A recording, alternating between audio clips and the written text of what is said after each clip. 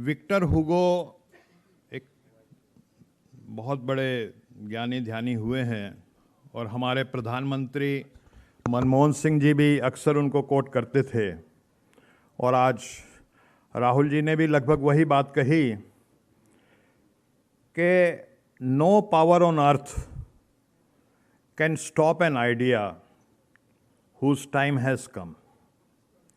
तो social justice, caste census एक वो आइडिया है, वो विचार है जिसको दुनिया की बड़ी से बड़ी जो ताकत है, कोई फौज है, वो रोक नहीं सकती। और ये दुनिया के हर देश में होता है। जो एरेंड लिस्फर्ड साहब हैं, जो बहुत बड़े पॉलिटिकल साइंटिस्ट, उन्होंने एक कॉन्सेप्ट दिया था पॉलिटिकल साइंस में, कंसोसिएशनल डेमोक्रेसी, डेमोक्रेसी ऑफ कंसेंसस या पावर शेयरिंग डेमोक्रेसी, या जिसको हम कह सकते हैं जितनी आबादी उतना हक। ये दुनिया की जितनी भी डाइवर्स नेशंस हैं, जहाँ डाइवर्सिटी है, वहाँ देर सवेर ये सब चीज़ होकर के रहती है। It is inevitable. तो जो कास्ट सेंसस है, ये उसका एक स्टेप है और उसके ऊपर आज बात करेंगे। और ये जाति चलती कैसे है।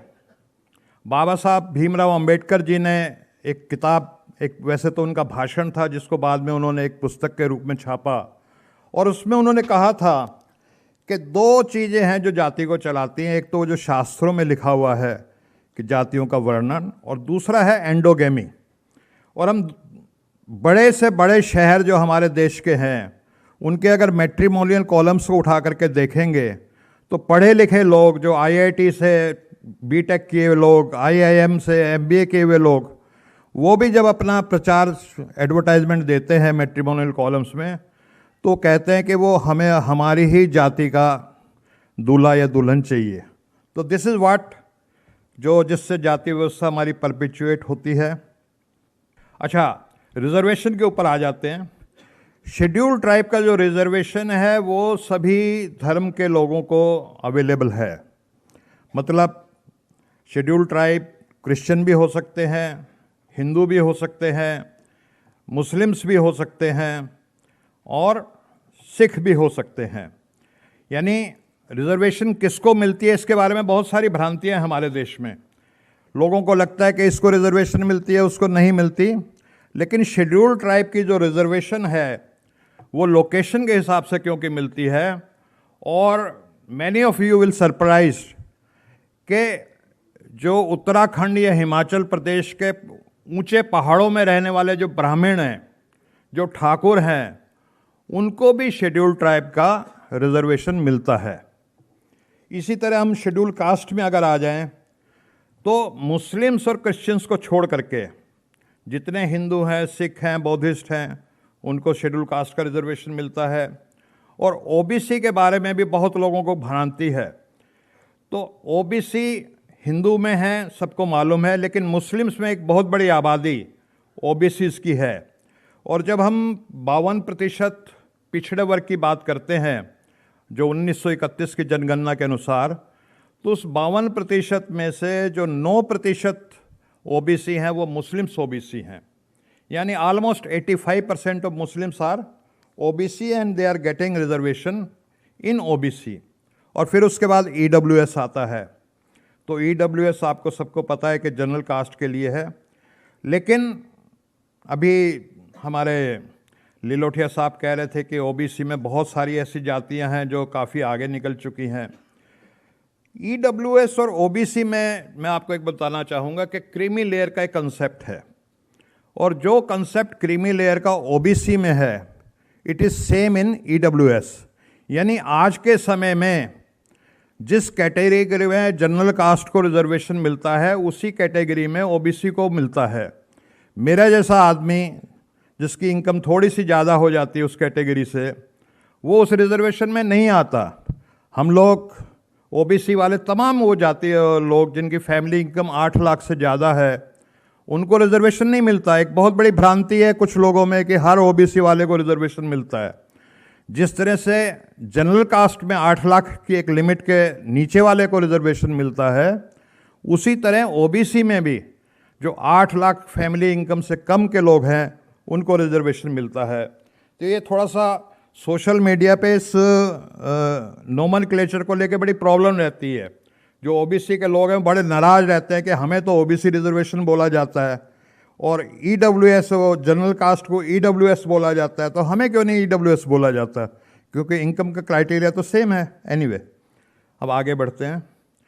तो हमारे जो न्याय योद्धा राहुल जी, जिनको सब लोग आज के समय में ख़ास तौर पे SC ST OBC के लोग संविधान रक्षक बोलते हैं, उन्होंने 29 जुलाई 2024 को लोकसभा में जब वो बोले तो उन्होंने एक बहुत ही प्रोफेटिक वर्ड्स उस समय बोले थे। और जब उन्होंने ये बातें बोली तो बहुत सारे लोगों को यकीन नहीं था कि वो क्या कह रहे हैं। राहुल जी ने बड़ा पैशनेट वे में, वो वीडियो अवेलेबल है लोकसभा में, कहा था, जो सत्ता पक्ष की तरफ इशारा करते हुए, कि वेदर यू लाइक इट और you don't like it, caste census हम इसी लोकसभा के सत्र में आपसे करवा करके मानेंगे। और वो आपने देखा 8-9 महीने बीते और वो सही 9 महीने के बाद वो मोदी जी को मजबूर होकर के, क्योंकि एक प्रेशर जो जनता का था इतना बन गया कि उनको वो लागू करना पड़ा। जबकि मोदी जी क्या क्या शब्द इस्तेमाल करते थे, वो कहते थे कि जाति तो होती नहीं, इस देश में तो सिर्फ महिला होती हैं, युवा होते हैं, गरीब होते हैं, किसान होते हैं, और जो जाति की बात करता है वो अर्बन नक्सल होते हैं। और वो जो संघीय एक शब्द है पापी, उन्होंने वो भी कह दिया कि पापी लोग जो होते हैं, जो जाति की बात करते हैं, वो लोग तो पापी होते हैं। और बट ऑन 30 अप्रैल उनको the same man, the same Modi ji was eating crow, उनको अपने शब्द वापस लेने पड़े और जाति जनगणना की घोषणा करनी पड़ी। और जैसे कि महात्मा गांधी कहते हैं कि they first ignore you, then they laugh at you, then they fight you, and then you win, and then they eat crow. अब कास्ट की जो बात आती है, तो कास्ट तो इट्स ए रियलिटी। बहुत लोग कहते हैं, अभी एक हमारी सिस्टर मेरे बगल में बैठी थी, बोली थी कि कास्ट तो है ही नहीं केरल में हमारे, तो बट कास्ट इज़ देयर। मैंने बताया आपको, मैट्रिमोनियल कॉलम्स का जिक्र किया। जब हमारे देश में शंकराचार्य बनता है, किसी मंदिर का पुजारी बनता है, कोई RSS का चीफ बनता है। अब RSS वाले कहते हैं कि कास्ट की बात करना डिवाइसिव है, लेकिन RSS का चीफ अगर आप देखें, जब से संघ बना है, एक चितपावन ब्राह्मण का ही उनका अध्यक्ष बनता है। और वो जब तक जिंदा रहता है, वो तब तक उसकी ना वहाँ डेमोक्रेसी है, ना दूसरी चीज़ें हैं। अच्छा, पॉलिटिकल पार्टीज़ भी जब अपने कैंडिडेट्स तय करती हैं तो कास्ट को देखती हैं।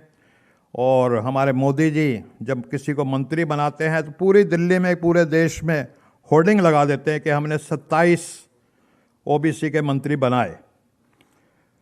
अगर हम अपनी सोसाइटी को देखें तो जैसा राहुल जी ने भी जिक्र किया, उनको मैं ज़्यादा दोहराऊंगा नहीं, कि जो टॉप पोजीशंस हैं, जैसे CEO of the Nifty 50 companies हैं, या secretaries of the government of India है, मीडिया है, न्यूज़पेपर है, ऑनर्स हैं उसके, या हॉस्पिटल्स के ऑनर्स हैं, एजुकेशनल इंस्टीट्यूट्स और उसके वाइस चांसलर्स हैं, डीन्स हैं, प्रोफेसर्स हैं, HODs हैं, वो सब आप देखेंगे कि एक स्पेशल जो अपर कास्ट उससे आपको मिलेंगे।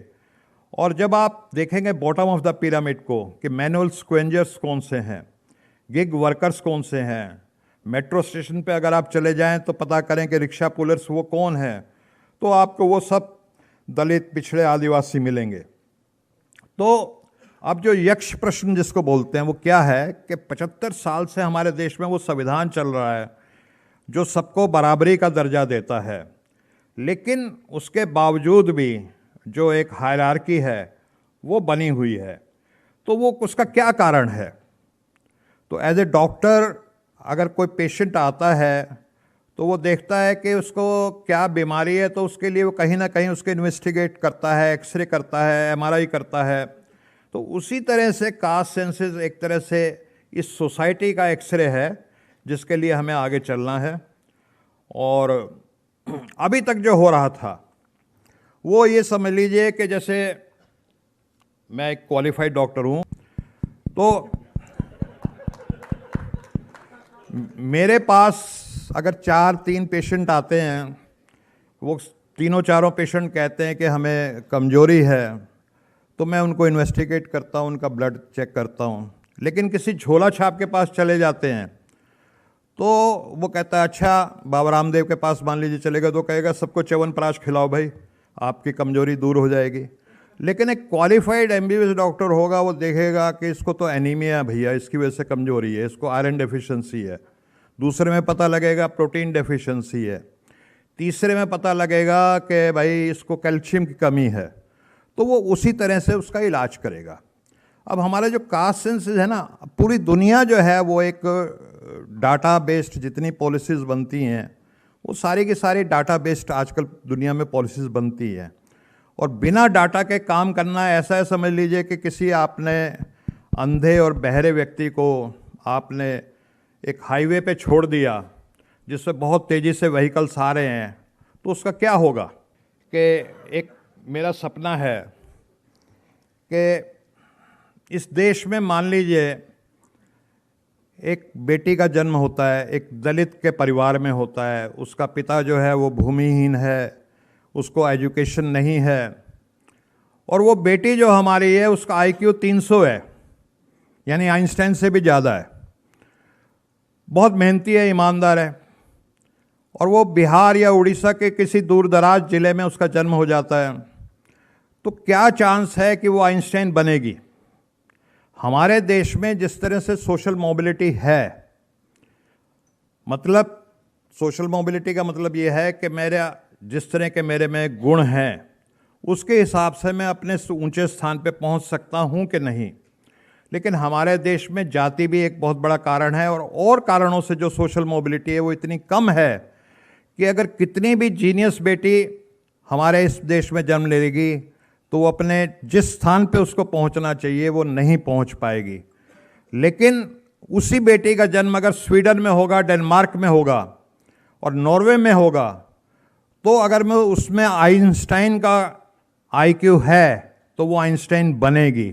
और ये बात मैं इसलिए कह रहा हूँ कि वर्ल्ड इकोनॉमिक फोरम में एक सोशल मोबिलिटी का उन्होंने सर्वे कराया 82 कंट्रीज़ में, और उसमें भारत का जो स्थान था वो 76 था, यानी अफ्रीकन देशों से नीचे है हमारी सोशल मोबिलिटी।